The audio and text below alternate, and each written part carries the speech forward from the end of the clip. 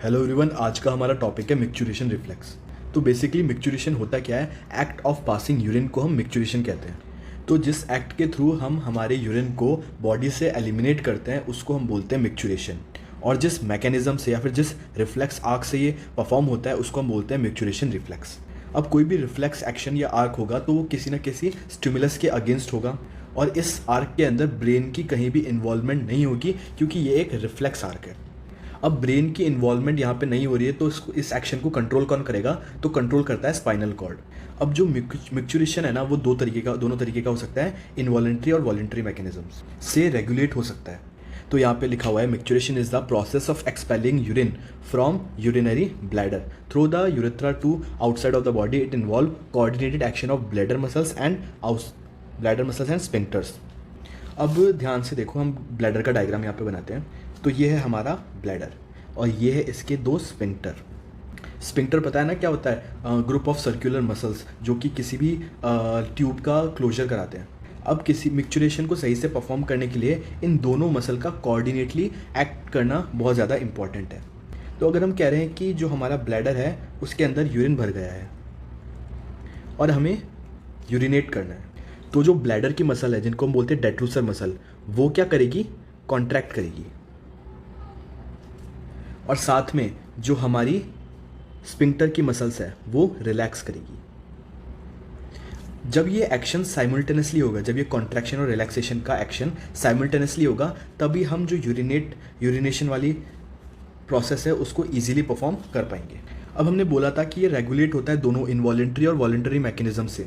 तो यहाँ पे जो अर्ज ऑफ यूरिनेशन है ना वो जनरेट होती है थ्रू इनवॉलेंट्री मैकेनिज्म, और जो हम यूरिनेट करते हैं वो करते हैं वॉलेंट्री मैकेनिज्म से। इसको जब हम इसका मैकेनिज्म डिटेल में डिस्कस करेंगे तब ध्यान से देखेंगे। अब बात करते हैं इसके इनर्वेशन की। तो जो हमारा ब्लैडर या फिर जो मिक्चुरेशन की प्रोसेस में जितने भी इन्वॉल्व नर्व्स है ना उसको हम 3 चीज़ों में डिवाइड करते हैं। फर्स्ट है सिम्पैथेटिक इनर्वेशन, सेकंड है पैरासिम्पैथेटिक इनर्वेशन और थर्ड है सोमैटिक इनर्वेशन। जो सिम्पैथेटिक है उसका ओरिजिन कहाँ से है? T11 से L2 तक। कहने के लिए तो T11 से L2 तक है, लेकिन देखा जाए तो मेनली ये किससे होता है? L1, L2 एंड L3 से। और इसके जो फाइबर्स होते हैं, जो इसका कंडक्शन होता है वो किसके थ्रू होता है? Through hypogastric nerves. Normal condition के अंदर जो सिम्पैथेटिक नर्वस सिस्टम है उसका कोई भी रोल नहीं होता। लाइक नॉर्मली हम जब यूरिनेट करते हैं सिम्पैथेटिक नर्वस सिस्टम वहाँ कहीं भी इन्वॉल्व नहीं होता, लेकिन जब फाइट और फ्लाइट वाली कंडीशन होती है तब इसका थोड़ा बहुत इन्फ्लुएंस होता है। क्यों? क्योंकि कभी भी जब फ्लाइट और फाइट वाली कंडीशन होगी तब आप यूरिनेट करने के बारे में नहीं सोचोगे। तो जब भी सिम्पैथेटिक सिस्टम एक्टिवेट होता है, अब देखो जब हमें यूरिनेट करना था तो हमारी ब्लैडर की मसल्स को क्या होना चाहिए था? कॉन्ट्रैक्ट। लेकिन हमें यहाँ पे यूरिनेट नहीं करना, तो जो ब्लैडर की मसल है डेट्रूसर मसल, उसका यहाँ पे क्या होगा? रिलैक्सेशन होगा। ऐसे ही जो हमारे स्फिंक्टर था ये था इंटरनल यूरेथ्रल स्फिंक्टर और ये था एक्सटर्नल यूरेथ्रल स्फिंक्टर, और इसमें से भी केवल इंटरनल वाला। हमें यूरिनेट करना होता तो स्फिंक्टर का क्या होता है? रिलैक्सेशन। लेकिन यहाँ पे हमें यूरिनेट को होल्ड करना, यूरिनेट नहीं करना है, इसलिए इसका क्या होगा? कॉन्ट्रैक्शन। इंटरनल यूरेथ्रल स्फिंक्टर का कॉन्ट्रैक्शन होगा टू प्रिवेंट यूरिन लीकेज। अब आ जाता है पैरासिम्पैथेटिक इनर्वेशन। जो पैरासिम्पैथेटिक इनर्वेशन है और जो सोमैटिक इनर्वेशन है, इन दोनों का ओरिजिन सेम है और आपको याद भी रखना है। वो क्या है? S2 S3 S4 spinal segment.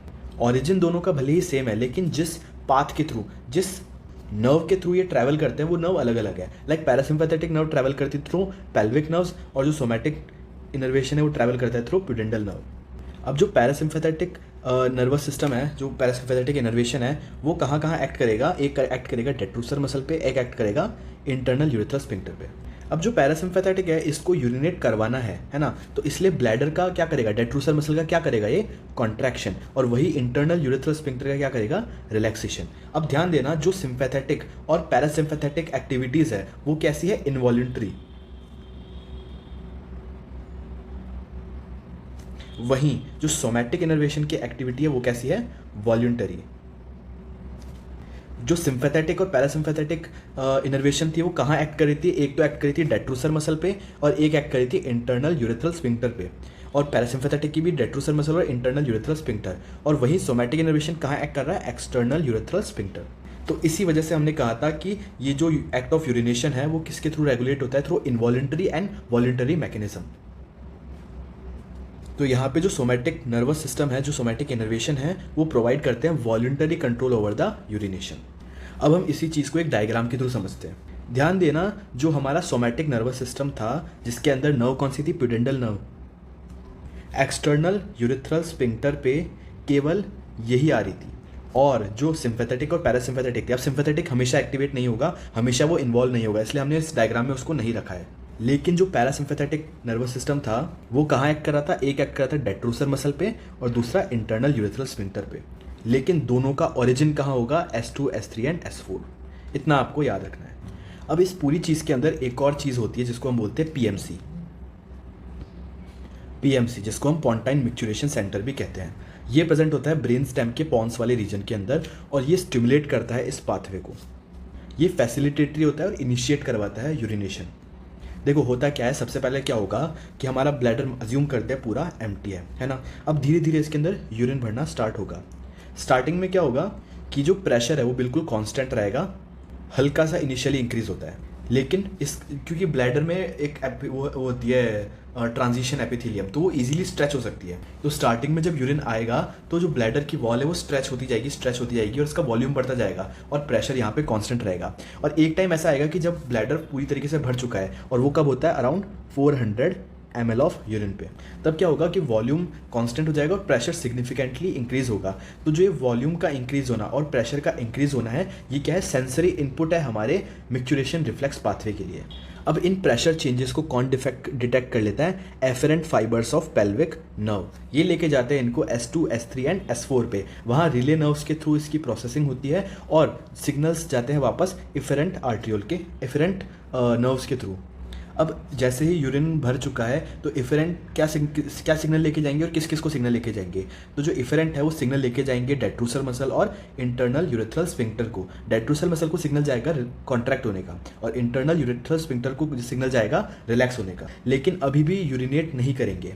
इस मोमेंट पे हमारा जो कॉन्शियस स्टेट है उसको ये सिग्नल जाएगा कि हमें अर्ज टू यूरिनेट है, मतलब कि हमें यूरिनेट करने का अर्ज। लेकिन यहाँ पे हमारा फुल कंट्रोल होगा कि जैसे ही ये अर्ज आएगा हम तुरंत यूरिनेट नहीं कर देंगे। ब्लैडर फिल होते हैं हम यूरिनेट नहीं करते, हमारा वॉलंटरी कंट्रोल होता है कि हमें कब यूरिनेट करना है। तो यहाँ पे रोल आता है हमारी प्यूडेंटल नर्व का। जो हमारा सोमैटिक नर्वस सिस्टम है उसके वॉलंटरी कंट्रोल के थ्रू हम एक्सटर्नल यूरिथ्रल स्फिंक्टर को कंट्रोल कर सकते हैं और जब हमें यूरिनेट करना होगा हम तभी यूरिनेट करेंगे। अब यहाँ पे दो और चीज़ों का रोल होता है, एक होता है कॉर्टेक्स और एक होता है मिड ब्रेन, जो कंटिन्यूसली इनहिबिटरी सिग्नल देते हैं। अब होगा क्या कि जैसे जैसे यूरिन बढ़ता जाएगा वैसे वैसे जो यूरिनेट करने की टेंडेंसी की जो अर्ज है वो बढ़ती जाएगी। लेकिन क्योंकि कॉर्टेक्स और मिड ब्रेन हमेशा नेगेटिवली एक्टिव है, इसलिए हम हर टाइम यूरिनेट नहीं करते। ऑप्शन है कि हम कर सकते हैं क्योंकि ये सिस्टम कंटिन्यूसली एक्टिव है, लेकिन हम नहीं करते because of cortex and mid brain. अब इसका हम मैकेनिज्म समझ लेते हैं। सबसे पहले मैच्योरेशन रिफ्लेक्स समझ लेते हैं। तो यहाँ पे तीन चीज़ें होती है, सेंसरी इनपुट, सेंट्रल प्रोसेसिंग और इफरेंट रिस्पॉन्स। तो सेंसरी इनपुट में क्या होगा कि जैसे जैसे हमारे जो ब्लैडर है उसके अंदर यूरिन भरेगा, स्ट्रेच रिसेप्टर एक्टिवेट होंगे, वो वॉल पे पड़ने वाले प्रेशर को डिटेक्ट करेंगे और एफरेंट सिग्नल देंगे sacral spinal cord S2, S3 and S4 को।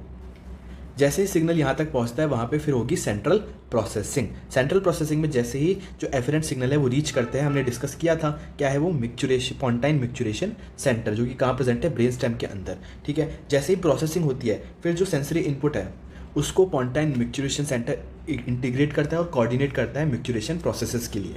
एक बार वो अपनी प्रोसेसिंग कंप्लीट कर लेता है फिर वो सेंड करता है इफरेंट पैरासिम्पैथेटिक सिग्नल्स, किसको, ब्लैडर को। ब्लैडर की मसल जो कि डेट्रोसर है उसका तो कराएगा कॉन्ट्रैक्शन और इंटरनल यूरिथ्रल स्फिंक्टर है इसका क्या कराएगा, रिलैक्सेशन।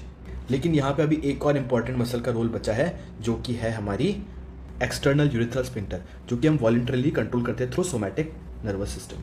अब इसका मैकेनिज्म क्या है, अब देखो हम अज्यूम कर रहे हैं कि यार सिंपैथेटिक सिस्टम भी है, क्योंकि होता तो है ही कि अगर सिंपैथेटिक सिस्टम एक्टिवेटेड है तो उस केस के अंदर क्या होगा, ब्लैडर की फिलिंग हो रही है, तो जैसे जैसे ब्लैडर फिल होगा स्ट्रेच रिसेप्टर एक्टिवेट होंगे, सिग्नल सेंड करेंगे स्पाइनल कॉर्ड को और ब्रेन स्टेम को। जो सिंपैथेटिक नर्वस सिस्टम है उसने डेट्रोसर मसल को रिलैक्स रखा हुआ है और इंटरनल यूरिथ्रल स्फिंक्टर को कॉन्ट्रैक्ट रखा हुआ है। अब जैसे जैसे ब्लैडर में यूरिन बढ़ता जाएगा अर्ज टू यूरिनेशन बढ़ता जाएगा, तो जैसे जैसे increase bladder stretch send stronger signal to PMC। अब यहाँ पे हमारा कॉन्शियस अवेयरनेस ट्रिगर होगा नीड टू यूरिनेट का।